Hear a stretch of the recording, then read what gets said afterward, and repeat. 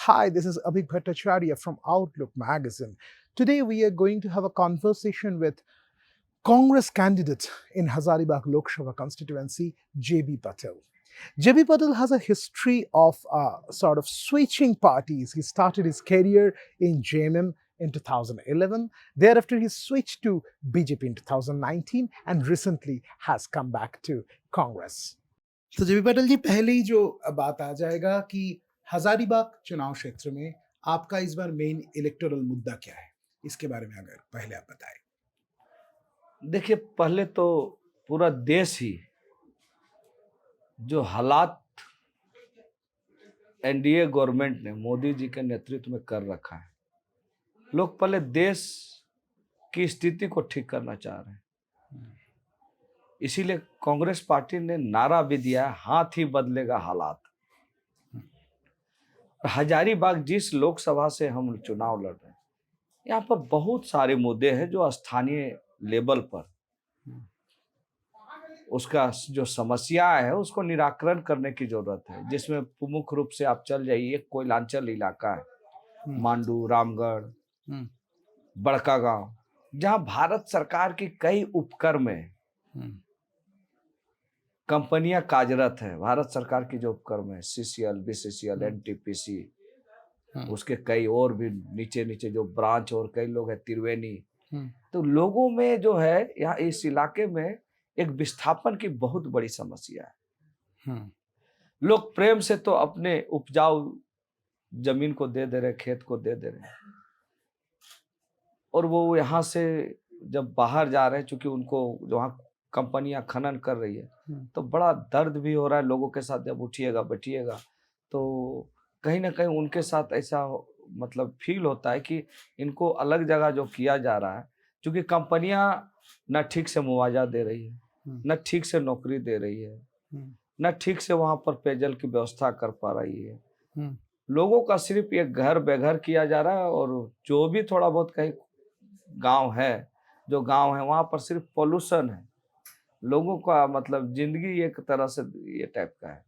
ये मुद्दा आप उठा रहे हैं चुनाव में, कोल माइनिंग का मुद्दा हो? निश्चित रूप से मैं सदन में, झारखंड विधानसभा के सदन में हूँ, अभी मैं एमएलए हूँ। मैं हमेशा यहाँ की पुनर्वास, विस्थापित, सीसीएल जो यहाँ के लोगों के अत्याचार कर रहे, चाहे भारत सरकार की कंपनियां, उन चीजों के लिए बराबर में पुरजोर तरीके से पत्राचार हो या फिर सदन में बात रखने की बात हो। एक बात आ जाता है कि ये चुनाव में लैंड जिहाद, वोट जिहाद, ये सब मसला बार बार भाजपा की तरफ से लाया जा रहा है। इसके बारे में आप इसको कैसे सोच रहे हैं, इसको कॉम्बेट करने का? देखिए, मैं बहुत सी चीजें जो विपक्षी हैं उनकी बातों को मैं उत्तर देना उचित नहीं समझता हूँ। मैं प्रत्याशी हूँ, मैं अपनी बात को रखता हूँ, और क्षेत्र की जो समस्या है उसको मैं कैसे भविष्य में निराकरण करूंगा, इस पर जोर देता हूँ।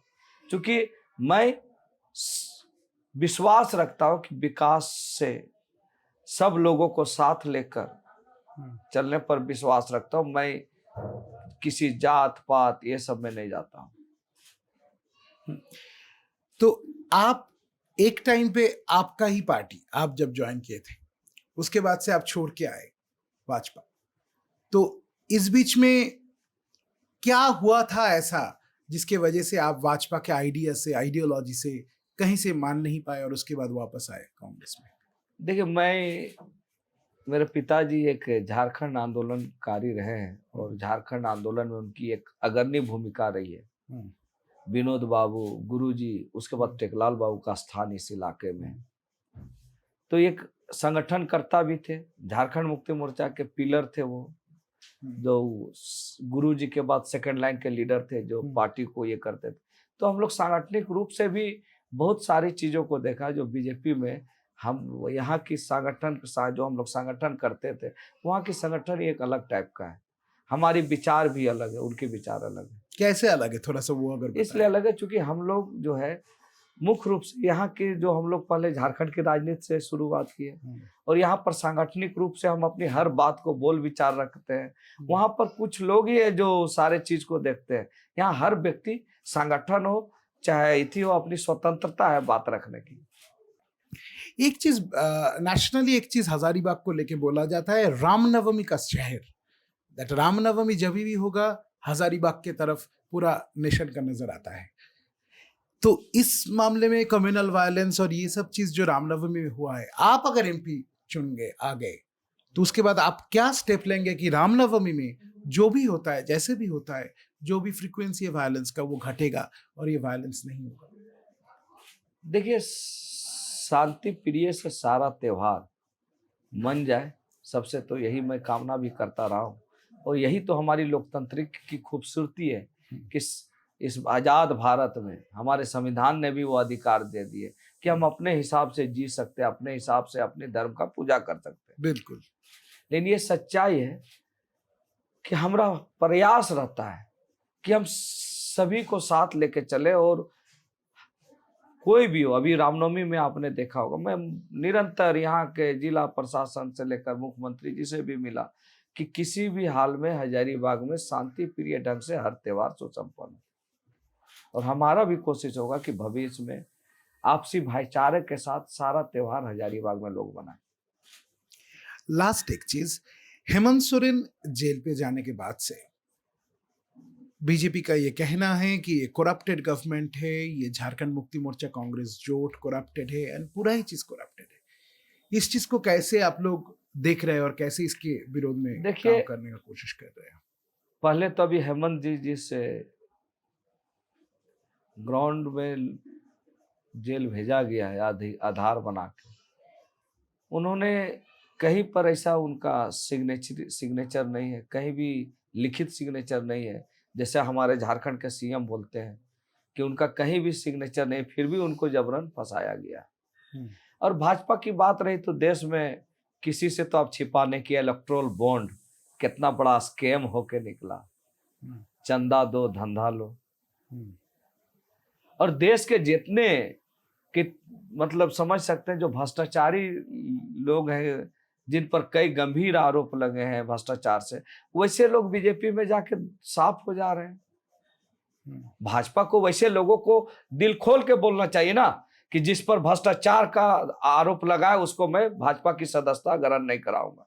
कौन सी मजबूरी है जो आप उन लोगों को शामिल करते हैं? और एक जगह की बात नहीं, दर्जनों बड़े लीडर हैं, महाराष्ट्र से लेकर और जगह आप बंगाल तक ले लीजिए, कहीं ले लीजिए, सैकड़ों ऐसे लीडर है जिसमें भ्रष्टाचार का गंभीर आरोप लगा है। वैसे लोगों को भाजपा सदस्यता ग्रहण करवा रही है, उनको तवज्जो दे रही है।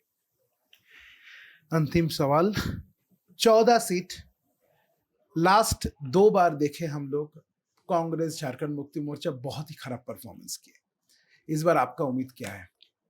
देखिए, बहुत सारे चीजें हैं। कभी कभी संगठन रूप में किस तरह से होता है, कभी कभी संगठन अभी जो है, इस बार जेएमएम कांग्रेस ने हर जगह पर सबसे पहले जो उम्मीदवार लाया है, वो उम्मीदवार हर जगह इन लोगों ने जिताऊ उम्मीदवार लाया है।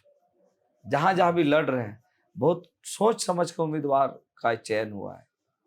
और इस बार पूरे देश के लोगों ने निर्णय लिया है कि इंडिया गठबंधन के नेतृत्व में सरकार बनाना है। तो झारखंड के लोगों ने भी समझ चुका है कि हम 12 सांसद देते हैं भाजपा को, उनके अलाई मिला के 13 देते हैं, कभी 12 देते हैं। लेकिन आज के बाद ये जो झारखंड जो है, जहां इतने बड़े माइंस हैं, मिनरल्स हैं, यहाँ खनिज संपदा भरे हुए हैं जो भारत सरकार से हैं, इनके एमपी दिल्ली में जाके कुछ नहीं कर पाते हैं जो भारत सरकार का चीज है। अब बड़का गांव मांडू रामगढ़ में कोई बात होगी तो मोदी जी तो नहीं आएंगे। पब्लिक तो मोदी को समझ के वोट दे दिया और उनके कैंडिडेट आज भी कहते हैं कि मोदी के वोट दीजिए, हमको मत दीजिए। लेकिन जयप्रकाश भाई पटेल कहता है जयप्रकाश भाई पटेल को वोट दीजिए ताकि 24 घंटा मैं आपके साथ रहूं।